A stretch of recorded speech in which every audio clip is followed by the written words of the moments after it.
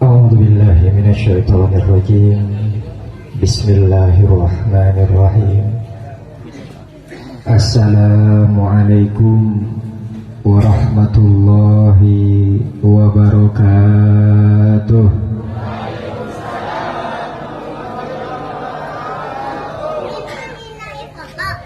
Yang kiri kurang kompak, yang kanan kurang semangat ini. Lapar apa ngantuk, Bu? Dua-duanya. Assalamualaikum warahmatullahi wabarakatuh.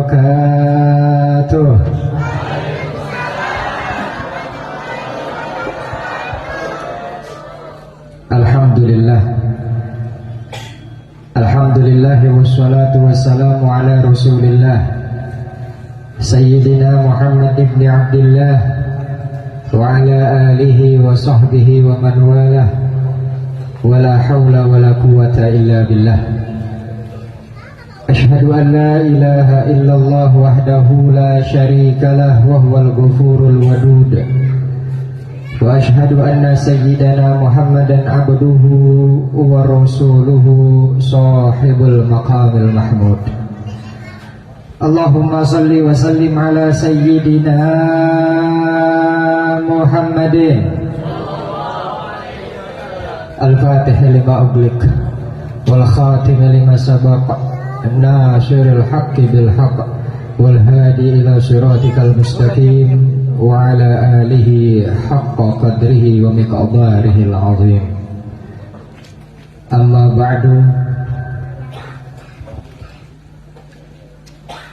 Saya di sini tadi ditanya sama MC, Bu, mau duduk apa mau berdiri katanya. Berhubung saya masih muda 18 tahun, jadi enakan berdiri. Kok ibu ketawa saya bilang 18 tahun? Yang ketawa nenek-nenek, Pak, masalahnya. Kalau yang nama perawan sih enak kita jawabannya. Itu nenek-nenek gimana ceritanya? Alhamdulillah, semua alhamdulillah. Yang sama-sama kami hormati, yang kami cintai.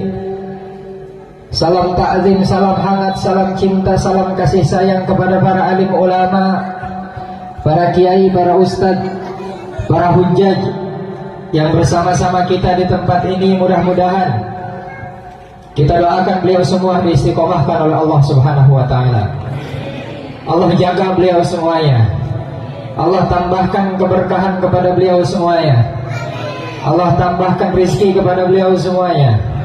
Allah tambahkan segala-galanya dunia wal akhirah, wabil khusus urusan akhiratnya. Amin ya Allah ya Rabbal alamin.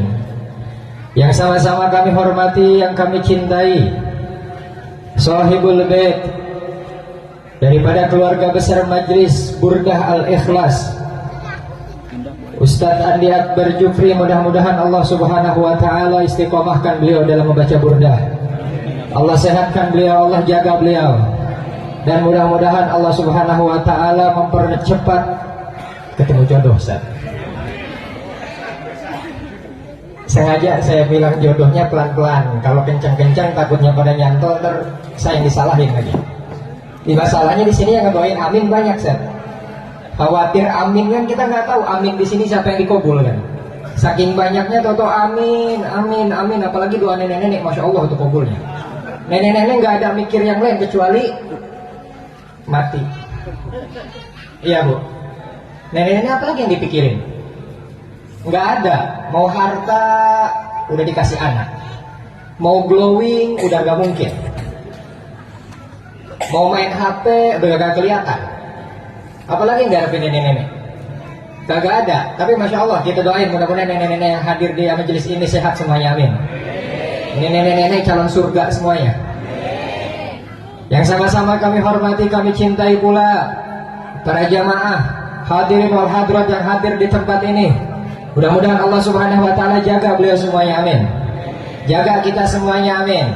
Istiqomahkan kita semuanya di dalam taat dan ibadah kepada Allah Subhanahu wa ta'ala. Mudah-mudahan yang hadir kita di tempat ini, melangkahkan kaki kita ke tempat ini, Allah Subhanahu wa ta'ala ampuni dosa kita semuanya. Allah Subhanahu wa ta'ala memberikan keberkahan ridho inayah ayah dan nazarnya kepada kita. Amin ya Allah ya Rabbal Alamin. Saya teringat satu kalam guru kita. Ketika itu Al-Habib Abdullah bin Muhammad Baharun, beliau bercerita kepada kita, ketika ada orang-orang berkumpul di satu majelis ilmu, maka jangan lupa minta doa kepada mereka semua. Karena di antara mereka pasti yang sama-sama kami hormati dan kami cintai, kami sayangi. Salam hangat, salam cinta, salam ta'zim. Wabil khusus ini kepada tukang son. Karena kalau gak ada tukang son gak jadi acara, Bu. Ini tukang son kita hormati pula. Kadang-kadang kalau orang ngomong di mana, ceramah di mana, tukang son dilupain. Padahal vital ini tukang son. Kalau kagak ada tukang son, kedengeran gak? Ini tukang son, Masya Allah. Ketika sonnya kita pakai maulid Nabi, pahalanya ngalir sama dia semuanya. Mudah-mudahan tukang son kita doain, mudah-mudahan istiqomah dalam menjaga sonnya. Mudah-mudahan selalu istiqomah dalam ibadah, khususnya maulid-maulid Nabi ini. Walaupun bayarannya cuma 200.000, mudah-mudahan beliau terima. Udah sehat ya? Udah saya sampaikan. Gimana? Udah saya sampaikan? Insya Allah. Tinggal diatur nanti di belakang. Alhamdulillah, semua alhamdulillah, hadirin wal hadirat. Yang mudah-mudahan Allah Subhanahu wa taala berkahi pada kesempatan malam hari ini kita berkumpul bermuajahah dalam rangka Maulid Nabi Muhammad sallallahu alaihi wasallam. Ketika kita bercerita tentang Maulid Nabi, ketika kita bercerita tentang Nabi, inti sari di dalam maulid itu bukan menimbulkan benci, bukan menimbulkan iri. Tapi hakikat ketika ada maulid Nabi, itu tambah rasa cinta kita kepada Nabi Muhammad SAW. Kenapa bertambah? Karena Rasulullah SAW adalah perangai paling mulia, contoh paling mulia. Tadi Ustadz Qori yang telah membacakan ayat luar biasa, beliau membacakan satu ayat mencontohkan kepada kita yang berbunyi a'udzubillahi minasyaitonirrajim. Laqad kana lakum fi Rasulillahi uswatun hasanah liman kana yarjullaha wal yawmal akhir wa dzakarallaha katsiran. Laqad kana lakum fi Rasulillahi uswatun hasanah, telah ada di dalam diri Rasulullah contoh yang baik, uswatun hasanah. Contoh yang baik dicontohkan oleh Rasulullah kepada kita, Bu. Lihat bagaimana akhlaknya Rasulullah. Makanya pada malam hari ini setidaknya saya akan membicarakan 3 hal. 3 hal doang, Bu. Kira-kira satu halnya 1 jam. Siap? Kan 3 hal nih. Satu halnya 1 jam. Berarti 2 hal 2. 3 hal 3. Ya kira-kira sampai jam 2 lah. Siap sampai jam 2? Siap ninggalin laki dulu, siap? Siapa gak? Dibawa lakinya kan, Masya Allah itu. Alhamdulillah, semua alhamdulillah. Kita akan membicarakan 3 hal yang intisari dari maulid Nabi. Yang pertama, di mana Rasulullah SAW merupakan bapak perubahan. Yang kedua, Rasulullah SAW merupakan bapak peradaban. Yang ketiga, Rasulullah SAW merupakan bapak perdamaian. Jadi 3 intisari ini yang sering dilupakan oleh orang. Siapa sebetulnya bapak perubahan? Bapak perubahan bukan presiden, bukan. Bapak perubahan bukan pemimpin yang ada pada zaman sekarang, bukan. Tapi bapak perubahan telah ada 1400 tahun yang lalu, yaitu Rasulullah SAW. Kenapa kita bilang beliau adalah bapak perubahan? Pertama, lihat apa yang beliau rubah, akhlak. Mana hadis yang menyatakan innama bu'istu liutammima makarimal akhlak? Sesungguhnya kata Rasul, saya diutus ke muka bumi ini adalah untuk menyempurnakan akhlak. Bagaimana Rasulullah SAW menyempurnakan akhlaknya? Ketika itu bangsa Arab luar biasa biadabnya, bangsa Arab luar biasa bejatnya. Dan Rasulullah datang dirubah akhlaknya semuanya. Kita lihat bagaimana Rasulullah merubah akhlak. Kita bagi lagi di dalam perubahan akhlak ini, bagaimana Rasulullah merubah akhlaknya, akhlak Rasulullah kepada keluarganya. Akhlak Rasulullah kepada keluarganya, Bu. Bagaimana akhlak Rasulullah kepada istrinya? Pertama, kita bahas ini. Ini yang hadir ibu-ibu. Soalnya dimanapun saya ceramah, dimanapun saya ngisi, rata-rata yang paling depan ibu-ibu, Pak. Wah, saya kalau udah ibu-ibu paling depan gemeteran kanan kaki. gemeteran kada kaki. Maka ngeliat ibu-ibu, masya Allah. Memang ibu-ibu nih, kita lihat nih ibu-ibu nih, mukanya nggak ada yang sama ya. Gak ada yang sama mukanya. Kalau sama-sama berapa ya kita yang bedainnya? Ibu-ibu ini semangatnya luar biasa daripada bapak-bapak. Kenapa? Karena ibu-ibu diciptakan dengan penuh kasih sayang. Ya, jadi ibu-ibu pakai perasaan. Kalau hadir ini pakai perasaan semua di sini nih. Insya Allah nanti pulang-pulang bawa perasaan juga. Ya, lihat Bu, saya membicarakan satu akhlak Rasulullah kepada istrinya. Saya pengen tanya sama ibu-ibu, Bu, istrinya Rasul berapa? Nah, loh. Saya tanya sekali lagi, istrinya Rasul berapa? Ada yang bilang 11 katanya. Ibu-ibu pada diem. Saya tanya sekali lagi, beda pertanyaan. Bu, kemarin Lesti diapain? Jawab. Tuh, apal kan RT? Yang luka apanya, Bu? Lehernya katanya. Terus habis itu bayaan apa cerai? Apal. Giliran Lesti apal, giliran ditanya istri Nabi kagak apal. Nih saya kasih tahu, nih sekarang Bu, istri Nabi SAW lebih dari 4. Ya, adapun 9 atau 11 cari sendiri, ibu ngaji lagi makannya. Ya, itu Rasulullah SAW mempunyai istri lebih dari 4. Bahkan dikatakan ketika itu Rasulullah SAW ketika dalam masalah, Rasulullah SAW ketika bersedih, Rasulullah pergi ke masing-masing istrinya. Sekarang lihat, ada salah satu istri Rasulullah SAW yang bernama Sayyidatuna Aisyah, seorang perempuan masih kecil dinikahi oleh Rasulullah. Rasulullah ketika Rasulullah sedih, ketika Rasulullah lagi kurang bahagia, datang ke Sayyidatuna Aisyah. Datang ke Sayyidatuna Aisyah, hiburan sama Sayyidatuna Aisyah, bercanda sama Sayyidatuna Aisyah. Kenapa? Sayyidatuna Aisyah masih kecil, bercanda sama Sayyidatuna Aisyah. Makanya kita sering dengar ada lagu-lagu namanya Sayyidatuna Aisyah tuh kemarin yang diciptain sama siapa tuh? Sabian-sabian itu yang dinyanyiin. Ya, kenapa? Karena memang Sayyidatuna Aisyah teman mainnya Nabi. Ya, ketika di dalam rumah Nabi bercanda sama Sayyidatuna Aisyah. Bahkan satu ketika diriwayatkan di dalam kitab Sahih Muslim, beliau itu Rasulullah makan sepiring berdua sama Sayyidatuna Aisyah. Satu piring berdua. Bahkan Rasul itu minum dari bekasnya Sayyidatuna Aisyah. Saking romantisnya Rasulullah.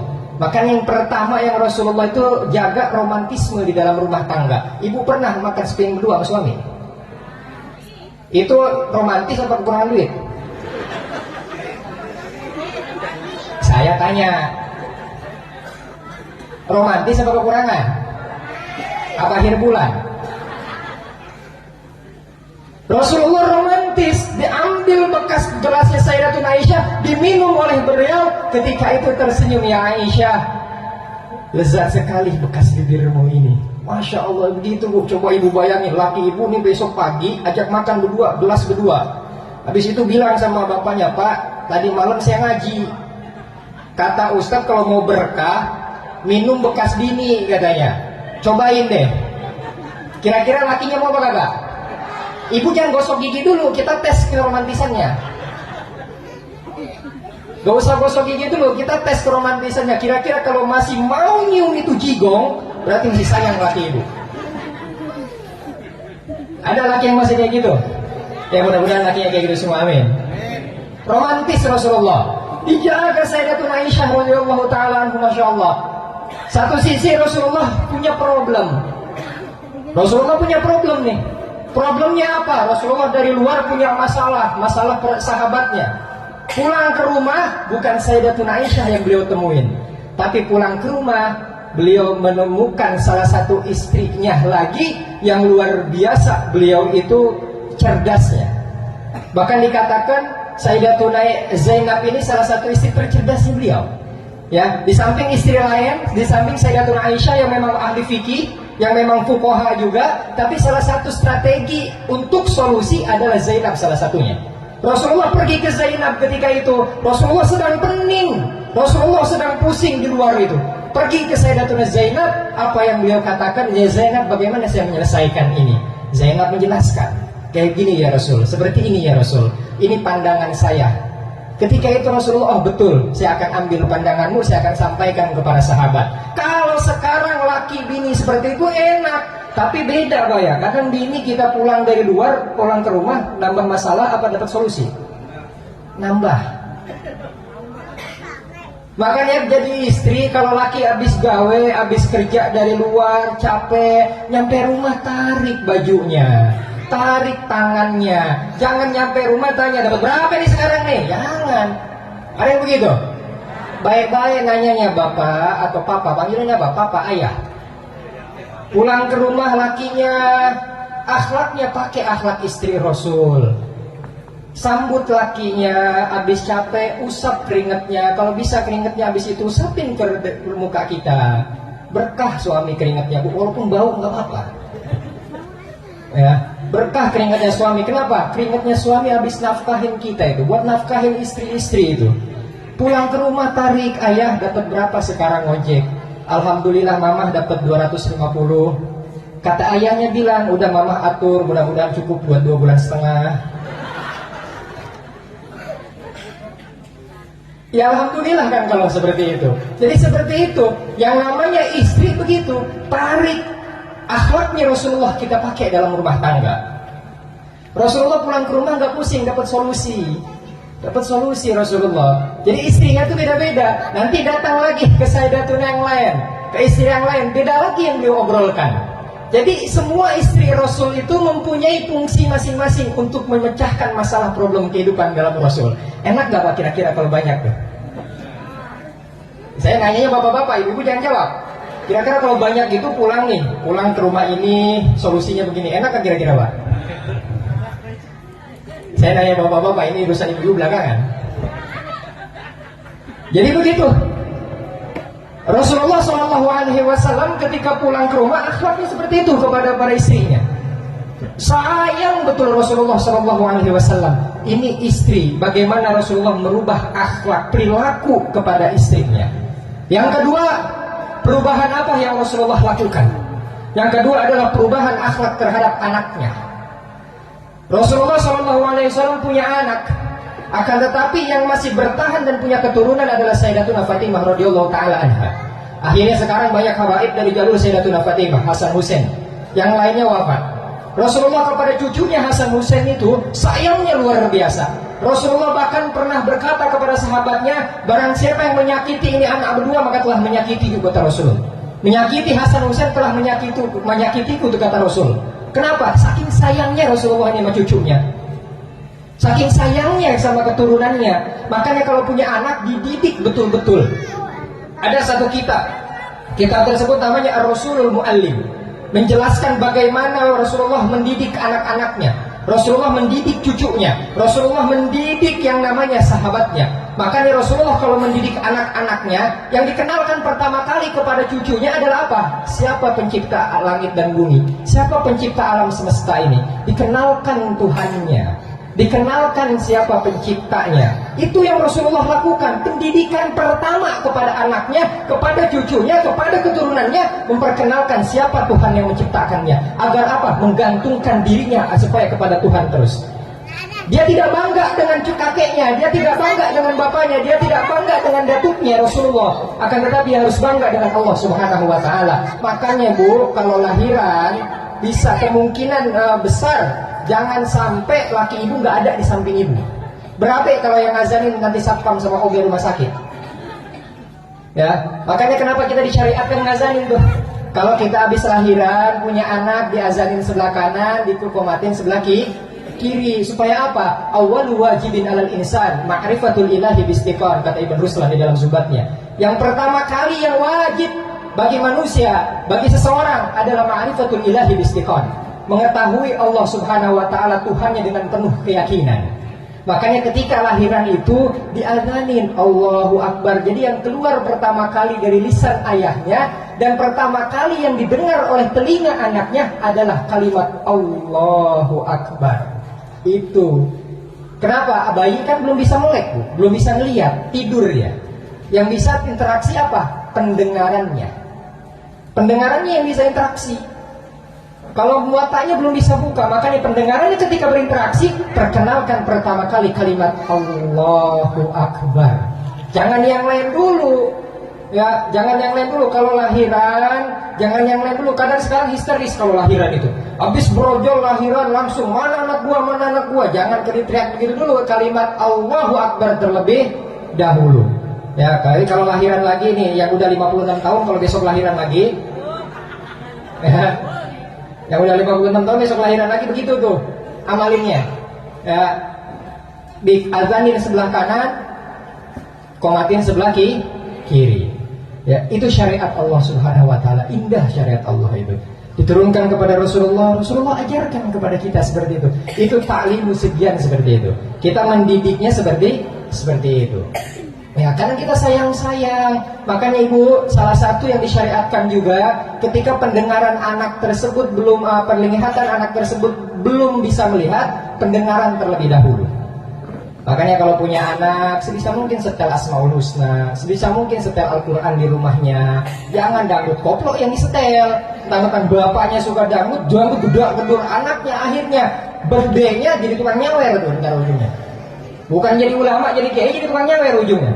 Kenapa? Dari awalnya udah didengerin terus tuh yang namanya dangdut itu. Ya, Al-Quran yang didengarkan, supaya apa? Terbiasa mendengarkan Al-Quran. Itu pendidikan yang perlu. Ya, ibu-ibu kan kadang kalau lagi ngayun anak tuh suka sholawatan, sholatullah. Meskipun ya anak siapa itu kan nggak tahu kadang. Ya, kadang kalau tiba-tiba pas sholatullah, anak tetangganya yang diayun ternyata. Ya, jadi sholatullah dibaca, nggak apa-apa sholawatan itu supaya kenal dengan Nabi Muhammad SAW. Ya, itu yang kedua yang dirubah oleh Rasul, akhlak kepada anak-anak. Jadi mulai sekarang ikutin akhlak Rasulullah dalam mendidik anak-anak. Yang ketiga apa yang Rasulullah rubah? Yang Rasulullah rubah yang ketiga adalah akhlak kepada sahabat, akhlak kepada tetangga, akhlak kepada saudaranya baik yang muslim maupun yang non muslim. Ini yang Rasulullah rubah. Makanya Rasulullah dikatakan bapak perubahan. Kenapa? Rasulullah berani merubah yang namanya ini semua. Bagaimana akhlak Rasulullah kepada setiap orang muslim, kepada para sahabatnya? Baik, Rasulullah mementingkan sahabatnya. Bahkan Rasulullah rela tidak makan 3 hari 3 malam, perutnya diganjal oleh batu, mementingkan para sahabatnya, mementingkan para saudaranya yang muslim. Ketika berperang Rasulullah tidak makan, sahabat boleh makan. Itu pemimpin seperti itu, Rasulullah yang merubah. Bagaimana akhlak Rasulullah terhadap non muslim, Yahudi? Satu ketika ada kisah Rasulullah itu punya yang namanya langganan ngeludahin. Seorang Yahudi kurang ajar, ngeludahin Rasulullah tiap hari. Rasulullah mau makan, Rasulullah mau ke masjid, Rasulullah mau bersilaturahmi, diludahin sama Yahudi itu. Tiap hari Rasulullah diludahin. Satu ketika Yahudi tersebut ya itu sakit dan gak ngeludahin Rasulullah. Rasulullah nanya sama sahabat, wahai sahabat, kemana Yahudi tersebut? Kok nggak ada Yahudi yang ngeludahin saya? Langganan yang ngeludahin saya kok nggak ada? Apa kata Rasulullah SAW ketika itu? Saya kangen untuk diludahin, kok nggak ada dia itu? Sahabatnya bilang, ya Rasul, orang ini sakit ya Rasul. Rasulullah kaget, nggak lama Rasulullah mendengar sakit. Apa yang Rasulullah lakukan? Rasulullah datang ke rumahnya, Rasulullah menyapa, ya datul marid, menengok orang sakit. Ketika Yahudi itu masuk, ketika Rasulullah masuk, Yahudi melihat Rasulullah, rahmat kasih sayangnya Rasulullah yang membuat Yahudi itu terketuk hatinya. Akhirnya beliau seorang Yahudi itu mengucapkan 2 kalimat syahadat, masuk Islam karena apa? Rahmatnya Rasulullah. Wa ma arsalnaka illa rahmatan lil alamin. Tidaklah Rasulullah diutus ke muka bumi ini kecuali merupakan rahmat bagi seluruh alam. Ini tetangga seperti ini, mau diludahin ditengok sama Rasulullah. Kalau kita kan beda, boro-boro diludahin, baru ngomongin sedikit kagak mau nengok sama tetangga. Benar? Ya, ngomongin dikit, kadang tetangganya punya emas 2 kilo, irinya bukan main. Ya, punya emas 2 kilo, irinya bukan main. Makanya hati-hati nih sama iri dengki ini. Berapa ini sama iri dengki ini? Ya, kadang iri dengki ini gak kerasa, ini penyakit hati. Penyakit hati Bu, iri sama dengki. Dan iri sama dengki ini kadang muncul dari setan. Ya, muncul dari setan. Ini yang Rasulullah SAW lakukan. Bagaimana akhlak Rasulullah kepada para sahabatnya dan kepada non-muslim. Tapi satu ketika ada kisah lagi di dalam salah satu hadis, Rasulullah jalan sama Sayyidatuna Aisyah. Jalan nih sama Sayyidatuna Aisyah nih, cewek Sayyidatuna Aisyah nih. Yang ludahin Yahudi, apa Rasulullah nggak marah ketika diludahin. Makanya kalau kita buka Maulid Tiba, ada salah satu syairnya itu yang indah, wa ya'fu an dzambi idza kana fi haqqihi wa sababih wa idza duyi ahaqullah lam yakum ahadun li ghadabi. Rasulullah tuh kalau dicaci, dimaki, dirinya enggak marah. Senyum Rasulullah, membalas senyuman. Tapi kalau yang dihinakan syariat Allah, kalau yang dihinakan agama Allah, kalau yang dihinakan Al-Quran, jangankan Rasulullah marah, menghunus pedang pun untuk yang namanya memerangi dia, itu Rasulullah berani. Itu Rasulullah. Jadi jangan pernah hina syariat Allah, jangan pernah hina agama Allah, jangan pernah hina yang namanya Al-Quran. Bahkan Rasulullah nggak segan-segan untuk membunuhnya. Jadi Rasulullah ketika itu diludahi oleh Yahudi, Sayyidatuna Aisyah ikut. Ketika diludahi Rasulullah nggak marah. Apa kata Yahudi tersebut? Kata Yahudi tersebut, kalau kita kan ngucapin salam sesama muslim, assalamualaikum. Tapi kata Yahudi tersebut kepada Rasulullah apa? Assalamualaikum. Syamu itu racun. Beracun untuk engkau wahai Muhammad. Mampus kau, kata Yahudi. Tapi apa kata Rasulullah? Rasulullah senyum. Yang marah bukan Rasulullah. Yang marah apa? Yang marah Sayyidatuna Aisyah. Ini cewek nih. Kata Yahudi itu apa? Assalamualaikum. Yang ngebalas Sayyidatuna Aisyah, kata Sayyidatuna Aisyah apa? Assalamualaikum warahmatullahi wabarakatuh. Ini cewek nih. Dikasih 1 minta 3. Balasnya 3 kalau cewek. Kenapa ngebalas 3? Karena cewek diciptakan dari Hawa. Coba bayangin. Sekarang kalau cowok kan dari Adam, kalau cewek dari Hawa. Adam gimana nyebutinnya? Adam. Mingkem kan? Coba sebutin Hawa. Hawa. Gimana? Mangap apa mingkem? Mangap kan? Makanya cewek itu begitu. Cewek itu jangan dikasih 1. Kalau kita cecer 1, dia ngebalasnya 3. Itu cewek itu. Ya, itu cewek itu kadang begitu. Ya, tapi emang udah tabiatnya seperti itu. Tabiat wanita memang seperti itu. Bukan dari zaman Rasulullah doang. Dari zaman Sayyiduna Ibrahim alaihissalam. Sayyiduna Ibrahim mempunyai istri 2. Ya, Sayyidi Hajar sama Sayyidi Sarah. Cemburu itu udah terjadi pada zaman Sayyiduna Ibrahim. Kalau kita buka tuh Sirah Ibn Hisham, Ibn Hisham menyatakan di situ, kata Ibn Hisham apa? Ketika itu Sayyiduna Ibrahim alaihissalam kan gak punya anak waktu itu sama Siti Sarah. Akhirnya nikah lagi sama Siti Hajar. Akhirnya Siti Sarah ketika itu cemburu. Kenapa cemburu? Lihat. Kata Siti Sarah apa perkataannya? Aku tidur bertahun-tahun dengan Ibrahim, Allah gak kasih anak. Tapi bahwa Ibrahim tidur semalam dengan Siti Hajar, Allah kasih anak. Cemburu gak kira-kira wanita seperti itu? Cemburu, karena apa? Perasaan. Tapi apa ketika itu? Siti Sarah ketika itu minta kepada Sayyidina Ibrahim, wahai Ibrahim, ya, wahai kekasihku, kata Siti Sarah, tolonglah. Ya, jikalau engkau juga sayang kepadaku, aku minta kepadamu 2 hal. Aku minta kepadamu 2 hal. Tolong potong bagian tubuh Siti Hajar. Nabi Ibrahim mikir. Cemburunya Siti Sarah kepada Siti Hajar mengharuskan Nabi Ibrahim memotong 2 bagian tubuh yang ada di dalam Siti Hajar. Mikir Nabi Ibrahim. Akhirnya ketika itu dapat wahyu, apa akhirnya? Syariatnya 2 yang sampai saat ini kita laksanakan. Apa itu? Yang pertama khitan bagi perempuan, yang kedua tindik. Itu adalah syariat Nabi Ibrahim alaihissalam. Jadi yang diambil 2 bagian tubuh itu khitannya dan juga tindiknya. Itu adalah syariat Nabi Ibrahim, Bu. Syariat Nabi Ibrahim tindiknya untuk siapa? Untuk cewek, untuk perempuan. Jadi kalau sekarang syariat Nabi Ibrahim dipakai ke laki-laki, sah nggak kira-kira? Kalau ada laki-laki ditindik nih, ikutin syariat Nabi Ibrahim, tapi syariat Nabi Ibrahim kan cewek. Ya, syariat Nabi Ibrahim cewek. Jadi kalau ada sekarang laki-laki ditindik, berarti dia ngikutin syariat yang mana? Syariat Nabi Ibrahim itu cewek yang ditindik, perempuan yang ditindik, bukan laki-laki. Jadi 2 bagian itu yang dipotong oleh Sayyidina Ibrahim alaihissalam. Ya. Nah, itu yang ketiga, akhlak Rasulullah kepada sahabatnya, akhlak Rasulullah kepada non-muslim. Kemudian selanjutnya Rasulullah SAW merupakan bapak perdamaian. Rasulullah merupakan bapak perdamaian. Kenapa Rasulullah dikatakan bapak perdamaian? Karena yang pertama, Rasulullah mendamaikan perselisihan. Rasulullah mendamaikan perseteruan. Ketika itu Rasulullah SAW sedang bersama dengan suku, kepala-kepala suku. Ketika itu Rasulullah berpikir, ini Hajar Aswad, kepala suku tersebut komen sama Rasulullah, ya Rasul, kita akan kepala suku ini, suku yang paling mulia ya Rasul. Harusnya kita yang paling berhak untuk memindahkan Hajar Aswad. Yang kedua, suku yang kedua bilang, ya Rasul, kita kan suku yang pertama kali datang ya Rasul, harusnya kita yang paling berhak untuk memindahkan Hajar Aswad. Rasulullah cerdas, makanya kenapa Rasulullah diberikan sifat fatonah, kecerdasan. Bukan cuma pinter Rasulullah, tapi cerdas. Ya, Rasulullah fatonah itu bukan hanya cerdas, tapi juga benar, itu fatonah. Beda sama mahirun, beda sama zakiyun kalau bahasa Arab. Kalau itu cerdas, pinter. Tapi kalau misalnya fatona, udah cerdas, bener, itu fatona. Sekarang kan nyari orang pinter banyak, tapi nyari orang bener susah. Kita lihat berapa orang yang duduk di pemerintahan, orang pinter semua itu. Nggak ada yang lulusan SD, nggak ada. Cuma paling beberapa orang doang, OB-nya paling lulusan SD. Semuanya lulusan S2, S3, S1, S-teler, semuanya ada di sana. Ya, tapi belum tentu mereka itu pintar, bener. Pinter tapi belum tentu bener.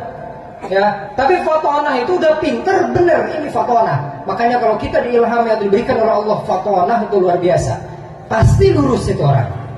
Ya, itu kecerdasan. Makanya kenapa Sayyiduna Ali radhiyallahu taala anhu, Sayyiduna Ali seorang pemuda cerdas, seorang pemuda bener, soleh. Dibayangin Sayyiduna Ali. Sayyiduna Ali ketika itu bersama Rasulullah dan Abu Bakar, dikepung oleh Yahudi, dikepung oleh orang-orang non-Muslim, mau dibunuh Rasulullah. Tapi apa kata Rasulullah? Ali dan Abu Bakar, silahkan pergi duluan, aku yang akan tinggal di sini. Tapi kata Ali apa? Jangan ya Rasulullah, saya yang tinggal di sini. Saya yang tinggal di kursi ini. Saya yang tinggal di ranjang ini ya Rasulullah. Saya tidur di sini ya Rasulullah. Ini Ali, pemuda soleh bener. Coba kalau Ali pintar nggak bener, dia bilang pasti, ya Rasul, kalau engkau nyuruh aku, jangan aku. Abu Bakar yang tuaan dikit, yang bentar lagi mati gitu ya. Ini kalau misalnya apa? Kalau misalnya dia pinter, tapi kalau benar pasti seperti ini. Makanya nyari orang pinter gampang, nyari orang benar susah. Nyari orang benar susah. Ya, ini Rasulullah, perdamaian. Perdamaian dilakukan oleh Rasulullah. Akhirnya Rasulullah punya sifat fatona. Rasulullah ambil kain, dipindahkan Hajar Aswad di atas kain, diambillah kepala suku yang 4 tersebut untuk mengangkat ujung kain tersebut, mendamaikan antar suku. Ini Rasulullah. Ini Rasulullah mendamaikan. Rasulullah mendamaikan, Pak. Gak sembarangan yang Rasulullah damaikan, kepala suku semuanya. Makanya kalau misalnya jadi ustadz, jadi ulama, jadi kiai, jangan orang yang bisa memecahkan, yang bisa mendamaikan. Kalau kita membuka al-ulama warasatul anbiya, ulama itu pewarisnya para nabi, bukan bisa mewarisi enaknya doang, hinaannya, caciannya, makiannya harus bisa mewarisi nabi juga. Gak enaknya harus bisa mewarisi juga, capeknya harus mau mewarisi juga. Jadi bukan cuma ulama warasatul anbiya, warisannya enak doang, jangan. Tapi juga harus yang bisa mendamaikan, yang bisa untuk menjadi solutif juru masalah, juru solusi dari setiap masalah. Itu ulama. Ya, itu ulama. Jadi ustadz seperti itu, jadi kiai seperti itu, jadi ulama seperti itu. Jangan yang baperan. Kalau baperan nggak bakal berkembang. Kalau marahan nggak bakal berkembang. Apalagi musuh-musuhan nggak bakal berkembang. Kadang-kadang ada ustadz musuh-musuhan, benar. Ada kiai musuh-musuhan, benar. Ya, ributan masalah tahlil, ributan masalah amplop, ributan masalah ini. Itu ada yang begitu tuh. Jangan diikutin kayak begitu. Gak usah diikutin kalau kayak begitu. Ya, ulama, kiai, ustadz itu yang bisa mendamaikan, yang bisa menjadi juru solusi. Ikutin yang kayak begitu, liatin sekelilingnya. Kalau sekelilingnya baik-baik, itu berarti ulama beneran. Itu berarti ustadz beneran. Itu berarti kiai beneran. Tapi kalau sekelilingnya nggak baik, itu jangan diikutin. Bahkan Imam Ghazali di dalam Ihya-nya pernah mengatakan, apa kata Imam Ghazali? Ya, bahwasanya orang alim, ya, orang alim tersebut yang syal umaro, yang bolak-balik kepada pemimpin. Pahwalisun, kata Imam Ghazali, itu adalah maling, pencuri, nggak usah diikutin. Jadi kalau ada ulama, kiai yang bolak-balik ke pemerintahan, bahkan dia menjadi kakinya pemerintah, bahkan dia menjadi pensuruhnya pemerintah di situ, gak usah diikuti. Ulama itu walaupun masuk pemerintahan, nasehatin pemerintah, nasehatin pemimpin, bukan malah mengikuti hawa nafsunya pemerintah, bukan malah mengikuti hawa nafsunya pemimpin, bukan. Itu bukan ulama namanya, kata Imam Ghazali, itu maling. Bahkan nasnya jelas, ibaratnya jelas, bahwa lisun itu adalah lisun maling. Ya, ini Rasulullah juru perdamaian. Ya, Rasulullah mendamaikan. Yang ketiga, lihat. Yang ketiga adalah Rasulullah juru peradaban. Kenapa Rasulullah juru peradaban? Rasulullah merubah peradaban Islam ketika itu. Yang tadi peradaban kufur, peradaban yang namanya peradaban yang jahiliyah dirubah oleh Rasulullah. Nah, sekarang lihatin ibu. Sekarang rasa lagi peradaban berubah lagi. berapa kali nonton TV di rumah? Berapa kali? Jawab. Ini kalau nggak ada maulid nih, kira-kira nonton Andin nggak malam ini? Nah, sekarang udah berubah jadi TV analog ya? TV analog berubah jadi TV. Nah, kira-kira itu berubah begitu, alhamdulillah apa gimana Bu? Musibah apa nikmat? Kira-kira musibah apa nikmat? Nikmat. Dulu mah kita lihat habis maghrib di musola, di masjid, ibu-ibu pada ngaji, anak-anak pada ngaji. Dulu mah kita lihat ibu-ibu kan paling sering ngaji di majelis taklim nih. Makanya kalau di majelis taklim kebanyakan majelis taklim ibu-ibu, kalau bapak-bapak jarang. Majelis taklim bapak-bapak tuh jarang, ibu-ibu kebanyakan. Kenapa? Ibu-ibu itu suruh belajar di situ. Bapak-bapaknya pun sebenarnya suruh belajar. Walaupun 1 minggu sekali. Makanya kenapa hikmahnya sholat Jumat? Hikmahnya lelaki itu diwajibkan sholat Jumat, salah satunya bahwa laki-laki itu wajib menuntut ilmu meskipun hanya 1 minggu sekali. Di mana? Di khutbah Jumat tersebutlah ilmu yang diambil. Itu salah satu hikmahnya. Jadi kalau kita Jumatan itu ada kewajiban kita menuntut ilmu di situ bagi laki-laki. Makanya ketika Jumatan Allah mau bahwa laki-laki pun menuntut ilmu walaupun 1 minggu sekali. Itu yang diajarkan oleh Allah Subhanahu Wa Taala, diajarkan oleh Rasulullah. Makanya kalau kita ngelihat majelis taklim ibu-ibu, masya Allah, kadang main qasidah ketimbring begitu ya. Indah itu ibu-ibu. Ya. Mainnya begitu ya. Kalau kayak begini kan anak muda nih, hadron nih. Ibu-ibu emang kuat nenek-nenek pakai beginian yang gede. Kuat kagak mungkin. Bulbuk nenek tuh, toy begitu tangannya. Udah kagak kuat palingnya qasidah, salatu Allah begitu. Dan ada suaranya cempreng gitu kan. Tapi enak niatnya nenek-nenek itu.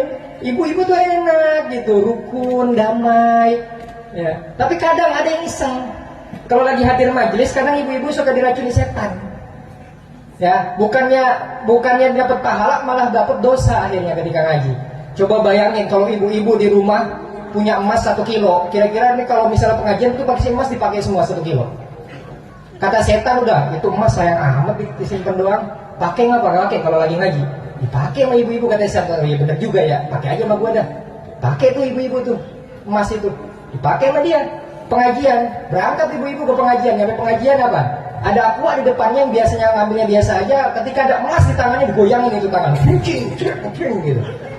Ada emas, kenapa? Setan bilang sama dia, emasnya goyangin katanya.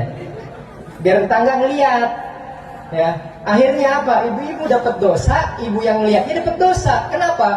Ibu yang hadir ke majelis taklim agar orang tersebut iri, ibu yang ngeliat pulang ke rumah ngadat sama lakinya dapat dosa. Lakinya dimarah-marahin sama dia. Pengen beli emas 1 kilo. Gara apa? Ngeliat ibu dosanya ngalir akhirnya Bu. Ya, makanya kalau lagi ngaji hati-hati, itu biasa aja ngaji. Ya, pakaiannya biasa, wangian pakai. Emasnya walau ada pun pakai yang biasa aja. Itu emas. Ya. Kalau ngaji kita biasa aja pakainya. Itu biar apa? Biar yang namanya setan tersebut kabur setan itu. Setan tuh kalau melihat orang taat ribet. Tapi kalau melihat orang maksiat luar biasa. Sekarang bayangin kalau saya tanya ibu sama bapak, masuk surga itu gampang apa susah? Ayo jawab, masuk surga gampang apa susah? Ada yang bilang susah, ada yang bilang gampang. Jadi kira-kira mana jawaban yang benar nih? Ibu mau masuk surga? Ibu mau masuk surga nggak? Mau masuk sendiri apa dimasukin? Mau masuk sendiri bingung dimasukin sama siapa? Ibu-ibu. Nah, jadi masuk surga itu gampang apa susah? Sebetulnya kalau kita rubah mindsetnya, masuk surga itu gampang, nggak susah. Kalau misalnya kita bilang masuk surga itu susah, ibadah kita bakal susah, ibadah kita bakal males. Tapi kalau kita bilang sekarang masuk surga itu gampang, lihat, sholat kita tinggal sholat gratis, puasa kita tinggal puasa gratis. Cuma kita beli kolak doang 5.000, kita beli yang namanya sahur begitu doang 10.000 selesai. Kita tinggal zakat kalau ada harta bagi yang mampu, haji bagi yang mampu, umroh pun kalau mampu silahkan. Sahadat tinggal sahadat. Berbuat baik kata Allah berbuat baik. Bahkan sedekah yang paling kecil tersenyum kepada sesama. Apa yang susah masuk surga? Gampang masuk surga. Gak ada yang susah masuk surga. Tapi sebaliknya kalau masuk neraka, lihat masuk neraka susahnya minta ampun sebenarnya masuk neraka. Lihat, kalau ada orang berduaan mau zina, kira-kira orang zina tersebut Orang lagi pacaran mau nyari tempat, kira-kira tengok kanan tengok kiri apa langsung? Tengok kanan tengok kiri apa langsung? Tengok kanan tengok kiri, lihat orang mau zina, lihat orang yang namanya mau mabok. Orang mau mabok ngeluarin duit, buat apa? Buat beli minumannya. Orang mau zina tengok kanan tengok kiri, dari rumah kosong nggak ada rumah kosong, kebun nggak ada kebun, kuburan. Iya, yang kosong-kosong, kenapa? Nggak ada orang. Mana ada orang malam-malam di kuburan? Yang ada paling setan yang liatin, kata setan terus, kata setan. Ya susah masuk ke neraka itu. Ya, orang mau zina begitu gimana? Nyari tempat dulu yang kosong, nyewa dulu di hotel, nyewa dulu di mana. Lihat ada, lihat kiri kanan, mau masuk ada orang apa kagak, begitu susah. Ya, tapi kalau masuk surga, kalau kita mindsetnya gampang-gampang. Ibadah tuh nggak berat Bu. Ya Pak, ibadah tuh nggak berat, ibadah tuh mudah kok. Tinggal bagaimana kita hanya ingin menjalankan ibadah tersebut. Makanya tanaman kenikmatan di dalam diri kita untuk menikmati ibadah. Makanya dengan momen Maulid ini, Maulid Nabi Muhammad SAW, ini adalah momen kita untuk meningkatkan ibadah kita kepada Allah Subhanahu Wa Taala. Pulang dari Maulid ini, itu adalah salah satu momen meningkatkan ibadah kita. Itu pulang dari Maulid. Kira-kira ibu kalau pulang Maulid, ditanya sama lakinya tadi Maulid dapat apa? Ngajinya. Oh dari yang awal tadi tuh, jadi saya bilang dari awal, ini dari awal, ingat apa kagak? Lupa semua ini. Ngajinya ngantuk biasa ibu ya. Emang kalau udah agak malam begini itu antara ngantuk sama lapar. Ini kira-kira ngantuk atau lapar? Dua-duanya. Lanjut. Sampai subuh kan mau sampai subuh? Siapa sampai subuh? Capek kak? Ya ibu di bawah capek, yang di atas yang capek bu. Biasanya di atas tuh yang capek ya pak ya. Yang di bawah tinggal diem doang. Yang capek tuh yang di atas biasanya pak. Hadirin wal hadirat as'adakumullah. Ada satu kisah lagi yang akan saya sampaikan. Setelah tadi Rasulullah Bapak peradaban, Rasulullah Bapak perubahan, Rasulullah adalah Bapak perdamaian. Ada satu kisah lagi bahwa Rasulullah SAW tidak terlepas dari 4 pilar yang luar biasa. Makanya kalau kita mau hidup sukses, kalau kita mau dakwah, kalau kita mau apapun, mau bergerak, jangan pernah lepas dari 4 pilar ini. Bahkan bayangkan Rasulullah ketika Rasulullah terhimpit, ketika Rasulullah terjebak, ketika Rasulullah tidak ada yang percaya, ada salah satu sahabat yang luar biasa, Sayyidina Abu Bakar Siddiq, yang percayai beliau. Jadi kita kalau hidup harus punya orang kepercayaan. Ibu kalau hidup, bapak kalau hidup harus punya orang kepercayaan. Siapa yang harus kita percayai? Siapa yang harus kita jadikan kawan? Siapa yang harus kita jadikan lawan? Hidup harus punya orang kepercayaan. Apalagi dalam perjuangan, nggak bisa kita nggak punya orang kepercayaan. Kita harus punya orang kepercayaan. Rasulullah dihimpit oleh Sayyidina Abu Bakar orang kepercayaannya. Bahkan yang kedua, Rasulullah ketika dihina, dicaci, dimaki, Rasulullah nggak marah. Ada salah satu jenderal pertahanannya, jenderal TNI-nya ketika itu siapa? Sayyidina Umar bin Khattab radhiyallahu anhu. Jadi ketika kita ada yang dihina, ketika kita ada yang dicaci, ada yang dimaki, ketika kita akan diperangi, ada sahabat kita yang akan siap untuk membela kita. Tapi membela dalam kebenaran, bukan membela dalam kesalahan. Itu Sayyidina Abu Bakar. Jadi kita hidup harus punya orang kepercayaan. Yang kedua, kita hidup harus punya orang yang membela kita ketika kita sedang diperangi, ketika kita sedang dihina. Tapi atas dasar kebenaran. Kitanya benar, dia membela kita atas dasar kebenaran, bukan atas dasar fanatik kepada kita. Yang ketiga, kita hidup butuh yang namanya sosial orang. Rasulullah ketika mau perang, Rasulullah bilang, man jahada jaisan falahul jannah. Barang siapa yang mempersiapkan pasukan ini, falahul jannah, maka dia akan mendapatkan surga. Siapa yang pertama kali mengangkat tangan? Sayyidina Utsman bin Affan alaihissalam radhiyallahu taala anhu. Sayyidina Utsman bin Affan. Sayyidina Utsman bin Affan itu orang paling kaya ketika itu. Orang paling luar biasa uangnya. Barang siapa yang ingin mempersiapkan yang namanya ini pasukan, falahul jannah, maka dia akan mendapatkan surga. Kata Rasulullah, Sayyidina Utsman bin Affan orang kaya. Kita hidup butuh sosial. Kita hidup butuh orang kaya. Coba ibu kalau lagi nggak ada duit, kira-kira minjemnya orang miskin apa orang kaya? Pernah minjem orang miskin? Apa yang mau dipinjemin sama orang miskin coba? Makanya kata Syekh Nawawi Al-Bantani di dalam kitab Nasuhul Ibad itu, kata Syekh Nawawi apa? Sombong itu wajar kalau dia orang kaya. Tapi kalau orang miskin sombong kurang ajar. Apa yang mau disombongin orang miskin?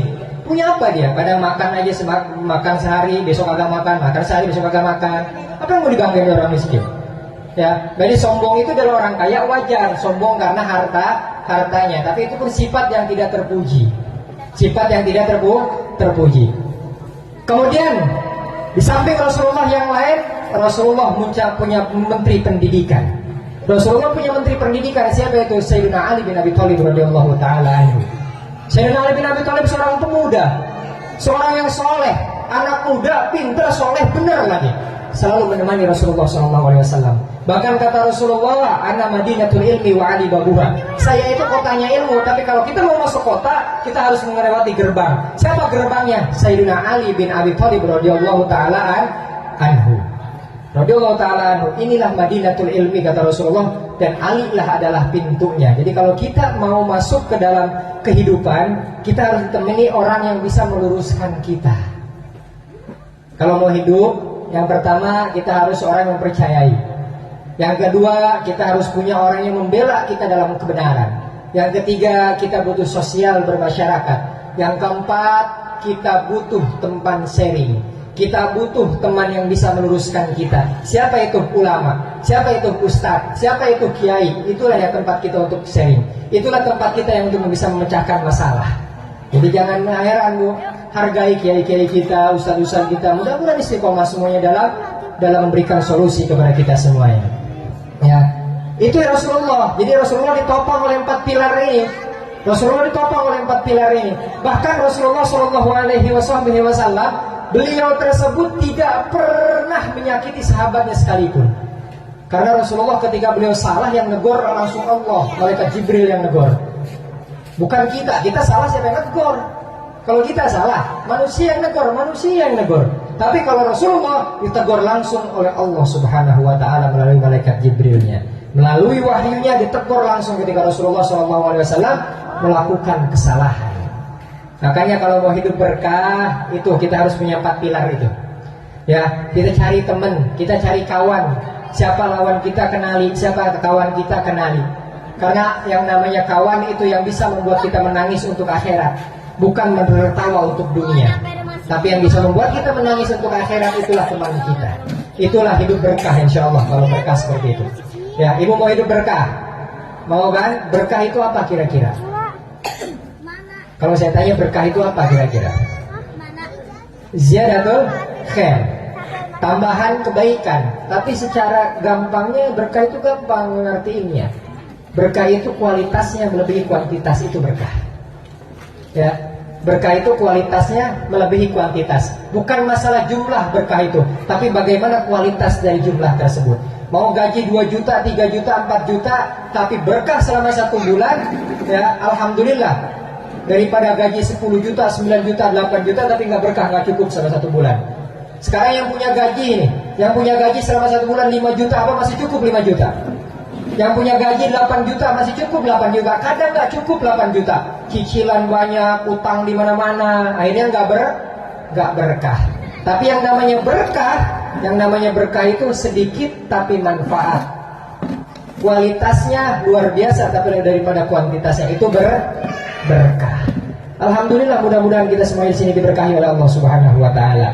Pulang dari sini kita diampuni dosanya, karena substansi isi maulid itu bukan mencaci memaki, tapi kita menumbuhkan rasa kasih sayang dan cinta kita, ya, dan cinta kita. Alhamdulillah. Ya, kadang saya kalau ceramah di tempat lain kadang teriak-teriak juga Bu. Tapi berhubung melihat yang depan nenek-nenek mau teriak tuh gimana gitu perasaan saya. Ya, nenek-nenek dayak teriak nih, oh terus gitu ngegas gitu, ya, teriak-teriak. Gimana gitu perasaan. Tapi kalau kita udah punya ibu-ibu, kita harus Masya Allah, diikutin ibu-ibu. Kalau kita keras di depan ibu-ibu nanya, Ustaz keras amat kalau ceramah. Biasa Bu, kalau orang lapar emang suka begitu. Orang lapar suka keras, ya, suka keras. Alhamdulillah di sini masih ada ibu-ibu yang bisa ngaji, bapak-bapak yang mau ngaji pun alhamdulillah masih ada. Bahkan di tempat lain kadang bapak-bapak yang nggak ada, ibu-ibunya yang banyak. Tapi alhamdulillah di tempat ini Allah Subhanahu wa taala berikan kita kenikmatan duduk bareng di majelis ilmu, satu majelis untuk mendengarkan guru-guru kita, untuk mendengarkan kisah-kisah Nabi dalam burdah tadi. Mudah-mudahan itu menjadi wasilah kita dirubah oleh Allah Subhanahu wa taala. Kita diberikan keberkahan oleh Allah Subhanahu wa taala. Ini kira-kira jam berapa Ustaz? Udah mau jam 11 ini. Nah, ini panitia ngasih jam berapa ini? Jam 12. Ayo saya kalau jam 12. Ya, ini udah pada ngantuk ya, alhamdulillah. Saya pernah waktu itu mau ngomong di daerah Kerawang, ya nggak kerasa pas ngeliat jam kok udah 1,5 jam kata saya ngomong. Depannya ibu-ibu pada semangat banget, udah sampai jam 11:30 itu ibu-ibu masih semangat, masya Allah. Ya, ada lagi di samping bapak-bapaknya, pas saya tanya bapak-bapak gimana, masya Allah, semangat semua. Udah bapak-bapak hitam kumis baplang di samping tuh, gede, udah sambil begini beliau nih. Udah saya kirain saya ini orang khusus istiqomah tidur. Ya. Tidur ini bapak-bapak ternyata di samping saya. Ya. Tapi alhamdulillah mudah-mudahan kita yang hadir di tempat ini Allah Subhanahu wa taala berkahi amin. Ya insyaallah lain kali ya kita akan bertemu kembali karena waktu sudah jam 10:30 juga, karena guru saya sering berpesan kepada saya. Guru saya sering berpesan kepada saya kalau ngaji usahakan yang lewat dari jam 11 kali ya. Kalau ngaji usahakan jangan lewat dari jam 11, itu pesan guru saya. Jadi pesan itu saya akan pegang ya, dimanapun saya ngisi, saya ceramah, usahakan kata saya jam 10-an atau jam 9-an supaya nggak nyampe jam 11. Adapun kalau kepepet sampai jam 11 biasanya saya lanjut sampai jam 2. Kalau kepepet sampai jam 11, kalau ngisinya jam 11 ke atas lanjut sampai jam 2 itu. Karena kenapa? Kan katanya sampainya jangan sampai jam 11. Masalahnya saya mulainya jam 11:30, berarti harus kita lanjutin sampai jam 2. Alhamdulillah tadi kita jam 9:30 kita mulai ya. Alhamdulillah kita sudah mau jam 11 ya. Insya Allah kita bertemu kembali. Pesan saya satu Bu ya, pesan saya satu, pulang dari sini khidmat lagi sama suaminya. Dan satu, ini pesan dari dalam hati saya yang paling dalam, ibu-ibu pulang ke rumah kalau nanti malam tolong kalau tidur jangan mimpiin saya.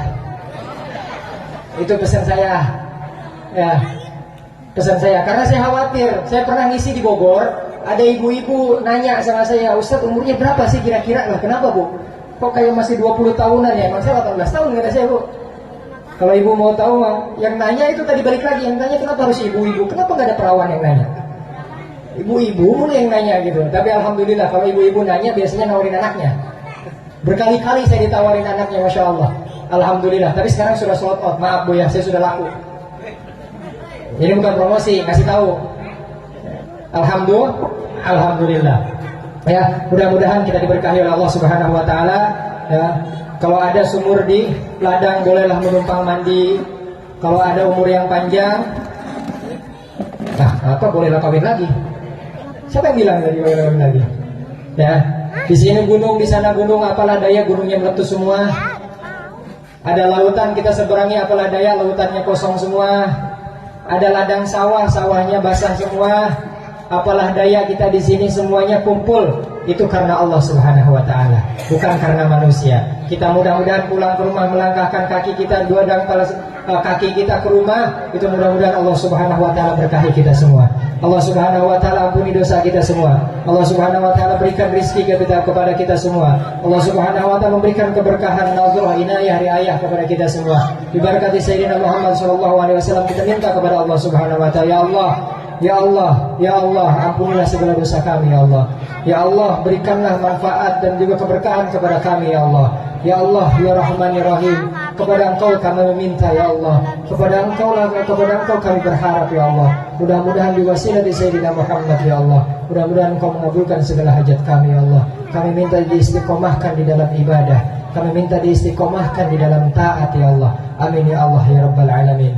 Saya mohon maaf yang sebesar-besarnya. Tidak ada niat untuk mengajari atau menggurui, wabil khusus kepada guru-guru kita semuanya, asatidz hujjah kiai yang ada di sini. Tidak ada maksud untuk menggurui. Kalau ada kata-kata yang salah mohon dimaafkan. Kalau ada kata-kata yang salah mohon dikoreksi. Karena kita manusia biasa. Mudah-mudahan apa yang keluar dari mulut kita, dari lisan kita, itu menjadi mutiara yang ditakdirkan oleh Allah untuk bisa membuat kita berubah dan menjadi satu kebaikan. Amin ya Allah ya Rabbal Alamin. Mohon maaf semuanya. Kalau mau silaturahmi silakan datang ke rumah saya. Insya Allah rumah saya terbuka. Ibu-ibu kalau mau silaturahmi silakan Bu. Ya, di mana rumahnya Ustaz? Gak ada yang nanya. Saya nungguin tadi di mana gitu loh. Kagak ada yang nanya itu. Ya kalau nggak nanti tanya ke Ustaz Anwar insyaallah ya. Mau apain ke sana? Saya terbuka mau apa aja mau di sana. Ibu mau curhat sampai jam 12 malam ya saya jalanin aja lah. Ya, punya solusi asal jangan minjem duit. Ya. Ustaz saya punya utang. Ya, saya cuma bisa ibu kalau punya utang dibayar. Itu solusinya. Ya, itu solusinya. Mudah-mudahan kita semua disehatkan oleh Allah Subhanahu wa taala. Mohon maaf, mohon dimaafkan apa yang keluar dari lisan saya. Wallahul muwaffiq ila aqwamit thoriq. Wassalamualaikum warahmatullahi wabarakatuh.